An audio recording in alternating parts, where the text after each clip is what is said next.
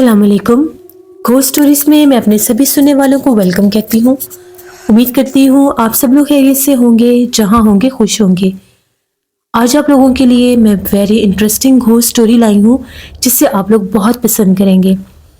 आज की ये जो स्टोरी है ये जुनैद शेयर कर रहे हैं फैसलाबाद से। जुनैद कहते हैं हम लोग फैसलाबाद के रहने वाले हैं, इकबाल टाउन के। आज आपके साथ मैं फैसलाबाद की ही एक और कॉलोनी है, गुलिस्तान कॉलोनी, वहाँ की एक स्टोरी शेयर करना चाहता हूँ। मेरा कॉलेज फेलो, जो मेरा क्लास फेलो भी है, वो वहाँ पर एक हॉस्टल में रहता है। बेसिकली वो किसी दूसरे शहर से है, तो यहाँ पर वो पढ़ने के लिए आया हुआ है और यहाँ पर वो एक हॉस्टल में रहता है। वो एक गांव टाइप जगह का है, तो स्टडीज़ के लिए जब उसने एडमिशन फैसलाबाद में लिया तो यहाँ पर वो पढ़ने के लिए आया और वो गुलिस्तान कॉलोनी में एक प्राइवेट हॉस्टल है जहाँ पर वो रहता है। वो बताता है कि वो जो हॉस्टल है वो बहुत ही ज़्यादा पुरसरार और आसेब ज़दा है। वहाँ पर उसके साथ साथ बाकी के जो स्टूडेंट्स वहाँ पे रहते हैं उनके साथ भी बहुत भयानक हादसे हुए। ये किस्से उसने मुझे तब बताए जब वो और मैं एक दफ़ा हम लोग छुट्टी के बाद इकट्ठे बैठे हुए थे कॉलेज में, तो जिन्नात के टॉपिक पर हम लोगों की डिस्कशन हुई। तो उसमें उसने मुझे बताया कि जिस हॉस्टल में मैं रहता हूँ वो भी आसेब ज़दा है। मैंने उससे पूछा कि क्या मतलब आसेब ज़दा है, तो अगर वो आसेब ज़दा है तुम रहते कैसे हो? उसने कहा कि बस मैं जैसे भी रहता हूँ, तुम्हें मैं वहाँ के वाक़यात बताऊँ तो तुम एक मिनट भी वहाँ पर मत रुको। जब मैंने उससे पूछना चाहा तो उसने ये कहा कि जब मैं इस हॉस्टल में आया, मुझे यहाँ पर आए हुए अभी तकरीबन 1-1.5 माह हुआ था। तो एक रात की बात है, जैसे ही मैं सोया मेरी आंख लग गई तो मैंने खाना नहीं खाया था। खाने के लिए उन्होंने मुझे 2 से 3 बार बुलाया लेकिन मैं गया ही नहीं। मेरे रूममेट ने भी मुझे नहीं जगाया। आधी रात को गई मेरी आंख खुली तो मैं बाहर निकला कि किचन की तरफ जाता हूँ, जाकर देखता हूँ शायद कुछ मिल जाए। किचन का दरवाज़ा बंद था लेकिन ताज़ा खाना पकने की इतनी प्यारी खुशबू आ रही थी कि जिस तरह से किचन में खड़ा होकर कोई खाना बना रहा है। किचन का दरवाज़ा बंद और लाइट्स ऑफ थी। रात टाइम 2:30 बजे का था। पूरा हॉस्टल खाली था और वो हॉस्टल इतना बड़ा था, काफ़ी ज़्यादा बड़ा वो हॉस्टल था। वो कहता कि जैसे मैं किचन की जानिब बढ़ा, मैंने किचन का दरवाज़ा खोला, लाइट ऑफ और किचन में कुछ भी खाने को नहीं था। जो भी खाना बना था सारा ख़त्म हो चुका था। मैं हैरान कि खाने की खुशबू अभी तक महक रही है और ये तो ऐसी खुशबू है जो किचन से नहीं आ रही, किचन से बाहर से आ रही है। उसे लगा कि शायद यहाँ पर आसपास में घर भी हैं तो वहाँ से आ रही होगी, लेकिन खुशबू ऐसी थी कि वो कहता है कि जैसे बिल्कुल पास कोई ताज़ा रोटियां बना रहा है, खाना बना रहा है। वो कहता है मेरा तो अंदर जाने को दिल ही नहीं चाह रहा था।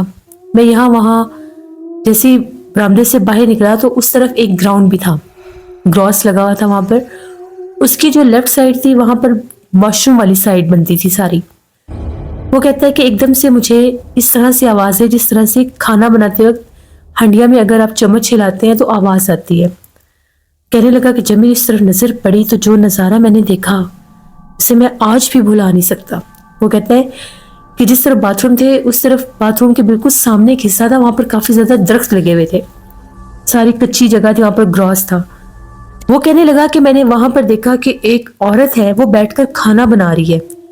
बाकायदा मैंने औरत को देखा, उसने वो स्टोव जलाया हुआ है और उसके ऊपर वो रखकर खाना बना रही है। मैं हैरान कि ये मुमकिन कैसे है?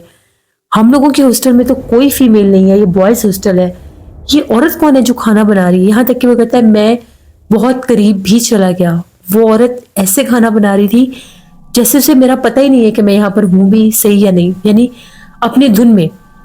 उसने वो बताता है कि जैसे काले रंग का लिबास था, सफ़ेद कलर का दुपट्टा लिया हुआ था, बिल्कुल यंग सी वो खातून थी, चूड़ियाँ चूड़ियाँ पहनी हुई और खाना बना रही है। वो कहता है कि जैसे मैंने ये इरादा किया कि मैं इसके पास जाकर पूछता हूँ कि आप कौन है और यहाँ पर इतनी रात को खाना कैसे बन रहा है।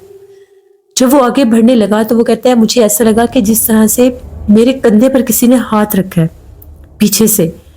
जो ही मैंने पीछे पलट कर देखा, पीछे कोई भी नहीं था। पीछे बरामदा खाली, आधा ग्राउंड खाली, सन्नाटा और कुछ भी नहीं। जो ही वो कहता है कि मेरी आगे नजर पड़ी, ना वहां पर वो औरत थी, ना वो खाना बन रहा था, وہ جگہ بالکل سنسان ویران. وہ اتنا خوفزدہ ہوا کہ وہ الٹے پاؤں اندر بھاگا کمرے میں. وہ کہتا ہے کہ میں اتنا خوفزدہ تھا کہ مجھے ایسا لگ رہا تھا کہ میرا دل جو ہے جیسے یہ پھٹ جائے گا. اتنی میری دھڑکن تیز ہوگی. میں نے کمرے کا دروازہ بند کیا اور میں بستر پر جا کر جیسے سن ہو کر بیٹھ گیا. اتنا خوفزدہ تھا کہ پانی پینے کو بھی میرے وہ ہمت نہیں ہو رہی تھی. میرے ہاتھ کام نہیں کر رہے تھے. 5 منٹ کے بعد 10 منٹ کے بعد مجھے کچھ ہوش آیا کہ یہ ہوا کیا ہے, میں نے دیکھا کیا ہے, یہ ماجرا کیا تھا. تو میں نے پاس بوٹل رکھی تھی, میں نے پانی پیا. ابھی بھی یقین نہیں آ رہا تھا ماتھے پر پسینہ کہ یہ باہر کیا ماجرا ہے. مجھے لگا یہ سارا میرا وہم ہے. میں نیند سے جاگا تھا تو پتہ نہیں میں نے کیا دیکھا. ایسا کیسے ممکن ہے؟ آج تک ایسا نہیں ہوا. وہ کہتا ہے کہ میں پھر اٹھا. اتنا کچھ دیکھنے کے بعد میں نے پھر دروازہ کھولا, باہر نکلا, جھانک کر دیکھا تو اسی درخت کے نیچے مجھے وہ عورت کھڑی ہوئی نظر آئی. بالکل اسپاٹ کھڑی ہوئی تھی اور اس جانب ہی دیکھ رہی تھی. وہ کہتا ہے بس اب وہم نہیں تھا. وہ واپس آیا, اس نے کمرے کا دروازہ بند کیا. صبح اس کو اتنا بخار تھا کہ اس سے ہلا جلا بھی نہیں جا رہا تھا. جیسے وہاں پر وہ ہاسٹل میں ایک سر تھے جو ان لوگوں کو کالج وغیرہ بھیجا کرتے تھے, ان کو کمرے ان کے چیک کیا کرتے تھے. وہ ایڈمن میں تھے تو وہ آئے اور جب انہوں نے دیکھا کہ اس کو بہت سا بخار ہے, انہوں نے کہا کہ کچھ کھا کر میڈیسن لو اور آج کالج مت جاؤ. وہ کہتے ہیں کہ میں نے کچھ ہلکا پھلکا ناشتہ کیا, میں نے میڈیسن لی تو سر نے یہ کہا کہ تمہارے گھر تمہاری بات کرواتے ہیں. وہاں پر اب ان لوگوں کا گاؤں تھا اور ان کے گاؤں میں صرف ایک ہی ایسی شاپ تھی جہاں پر موبائل تھا اور وہ گھر بات کیا کرتا تھا. ان کو پہلے کال کر کے میسج دیا. آدھے گھنٹے بعد اس کے والد صاحب وہاں پر آئے تو فون پر بات ہوئی. جب اس نے بتائی ساری بات, اس طرح سے میرے ساتھ ہوا ہے. اس کے والد صاحب پریشان ہو گئے اور یہ کہنے لگے کہ میں آج ہی تمہیں لینے کے لیے آ رہا ہوں. شام تک اس کے والد صاحب آئے اور اس کو وہاں سے لے گئے. جب وہ وہاں پر اپنے گاؤں میں گیا, ابھی بھی وہ بہت زیادہ بیمار تھا. جب وہ اپنے گاؤں میں پہنچا تو اس کو دورہ پڑنے لگ گیا. دورہ اس کو تب پڑا جب اس کو ایک مزار شریف پر لے کر گئے. وہاں پر جب وہ مزار پر پہنچے, ان کا سمندری سے آگے گاؤں تھا. مزار پر جب پہنچے تو اس کو دورہ پڑ گیا. ہاتھ پاؤں ٹیڑھے ہو گئے, آنکھیں بالکل پلٹ گئیں, سفید ہو گئیں. وہاں کے جو وہ ایک وہاں پر صاحب علم تھے, بزرگ تھے, گدی نشین نہیں تھے, ویسے وہاں پر ایک بزرگ ہوتے تھے. انہوں نے جب دیکھا, انہوں نے کہا کہ اس کے اوپر تو پچھل پیری چڑیل کا بسیرا ہوا ہے, چڑیل اس کے اوپر حاوی ہے. یہاں پر جب آپ لوگ لے کر آئے تو اس نے اس کا جسم جکڑ لیا ہے تاکہ یہ اندر نہ آ سکے. وہاں پر اس کو دربار کے احاطے میں ہی ان لوگوں نے لٹایا. اور وہ جو عامل صاحب تھے, انہوں نے پانی دم کر کے کہا کہ اس کے منہ پر دور کھڑے ہو کر چھینٹے مارو. جب دور کھڑے ہو کر چھینٹے مارے, وہ چیخنے لگا. پانی اس کے قریب رکھ دیا اور اس کے گھر والے یہ بتاتے ہیں کہ اس نے پانی اس طرح سے پیا جس طرح سے استغفر اللہ کوئی جانور پانی پیتا ہے. ہاتھوں سے نہیں, زبان سے. پانی پینے کے بعد بیٹھ کر ہنسنے لگ گیا. خوفناک چہرہ ہو گیا, آنکھیں سرخ ہو گئیں. پھر ان بزرگ نے پڑھائی کی, اس کو نارمل کیا. وہ مخلوق حاضر ہوئی. پوچھا گیا کہ تم کون ہو اور اس کے پیچھے کیوں لگی ہوئی ہو؟ تو اس نے یہ بتایا کہ آدھی رات کو جب یہ اس ہاسٹل میں چل پھر رہا تھا تو وہ ہم لوگوں کا ٹائم ہوتا ہے. ہم لوگ وہاں پر اس درخت پر رہتے ہیں. میں کھانا بنا رہی تھی, یہ میرے پاس آنے کی اس نے کوشش کی تو اس کو ہٹایا, یہ پھر دوبارہ باہر آیا. اس سے مجھے اس پر غصہ آ گیا اور میں نے اس کو جکڑ لیا. اگر یہ اس ہاسٹل میں ہوتا تو میں اس کو جان سے مار دیتی. وہ ہاسٹل جو تھا, ہاسٹل بعد میں بنا تھا, پہلے وہ ایک ہاسپٹل تھا. اس مخلوق نے ہی بتایا کہ قدیم دور میں وہ ایک ہاسپٹل تھا اور وہاں پر اس نے بہت سے مریضوں کی جان بھی لی تھی. پھر اس کا بہت زیادہ علاج ہوا. وہ خود بتاتا ہے کہ تقریباً 1-1.5 ماہ وہ کالج بھی نہیں آیا. مجھے وہ بہت بعد میں ملا تھا, 6 ماہ کے بعد میرا ایڈمیشن ہوا تھا. تو تب اس نے مجھے یہ بات بتائی کہ 3 ماہ وہ کالج نہیں آیا, چھٹیاں لے لی, علاج ہو رہا تھا اور باقاعدہ سب کو پتہ بھی تھا. تو وہ جو عامل صاحب تھے, انہوں نے کہا کہ حفاظت کا تعویذ اس کے گلے میں ہے, وہ مخلوق اس کو کچھ بھی نہیں کہے گی, وہ جا چکی ہے. مجھے صرف یہ پرہیز بتائی گئی تھی کہ اس درخت کے قریب نہیں جانا, وہ تمہیں کچھ بھی نہیں کہے گی. پھر واپس جب 3 ماہ کے بعد وہ آیا, نارمل ہو گیا. وہ جب مجھے وہ یہ باتیں بتا رہا تھا تبھی وہ اسی ہاسٹل میں تھا. اس نے کہا کہ میرے علاوہ بہت سے لڑکوں نے وہاں پر ایک عورت کو دیکھا ہے, اکثر باتھ روم والی سائڈ پہ وہ نظر آتی ہے, غائب ہو جاتی ہے. بہت لمبے بال ہیں اس کے, زیادہ تر وہ کالے لباس میں ہوتی ہے, چاند کی مخصوص تاریخوں میں سفید لباس میں بھی نظر آتی ہے.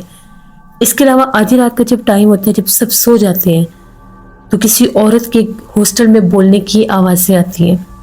وہاں کی جو انتظامیہ ہے ان کو بھی اس بات کا پتہ ہے کہ یہ جگہ آصف زدہ، وہ سب کو بتاتے ہیں کہ آپ لوگ رات کو باہر مت نکلا کریں، کیونکہ یہاں پر کچھ درخت ایسے ہیں جو آصف زدہ ہیں. جبکہ ان عامر صاحب نے یہ بتایا تھا کہ یہ پورا ہاسٹل ہی آصف زدہ ہے، صرف وہ ایک درخت نہیں، اس مخلوق کا بسیرا پورے ہاسٹل میں تھا گزر بسر. پھر میرا دوست کہتا ہے کہ وہ ان دنوں میں بھی وہ کسی تلاش میں تھا.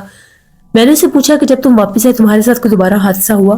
اس نے یہ کہا کہ میں جس ٹائم باتھ روم کی طرف جاتا ہوں، مجبوری یا جانا پڑتا ہے، میں اس درخت کی جانب بھی نہیں دیکھتا، لیکن میرا سر بھاری ہو جاتا ہے، میرے کندھے بھاری ہو جاتے ہیں، اور اب میں اس تلاش میں ہوں کہ میں نے یہ ہاسٹل چھوڑ دینا ہے. جیسے مجھے کوئی اور ہاسٹل ملا میں یہاں سے چلا جاؤں گا. میں نے بہت کوشش کی ہے، میں نے بہت سے ہاسٹل دیکھے ہیں، مجھے کمرے بھی مل جاتے ہیں، لیکن کوئی نہ کوئی ایسی بات بنتی ہے کہ میں یہاں سے جا نہیں پا رہا. پھر بہت کوششوں کے بعد اس کو ایک ہاسٹل ملا، وہاں پر وہ چلا گیا تو اس کی اس آصف زدہ ہاسٹل سے جان چھوٹی. تو یہ میرے دوست کی ایک کہانی تھی جو اس نے مجھے گلستان کالونی کی ایک پرسرار ہاسٹل کی بتائی، جو میں نے آپ کے ساتھ شیئر کی. بہت شکریہ جنید آپ کا. ویسے یہ تھی آج کی گھوسٹ اسٹوری. امید کرتی ہوں آپ لوگوں کو پسند آئی ہوگی. انشاءاللہ اب اس چینل پر بھی ریگولر سٹوریز آئیں گی. آپ لوگ بھی اپنی سٹوریز کو شیئر کر سکتے ہیں ڈسکرپشن باکس میں دیے گئے ای میل آئی ڈی nushin57@gmail.com پر. اس کے علاوہ آپ لوگ مجھے کمنٹ باکس میں بھی سٹوری شیئر کر سکتے ہیں. زیادہ سے زیادہ میرے چینل کو سبسکرائب کریں، سپورٹ کریں، اور اسی طرح سے میرے چینل کے سٹوریز کو پسند کرتے رہیں. Thank you for listening my stories. Stay tuned. اللہ حافظ.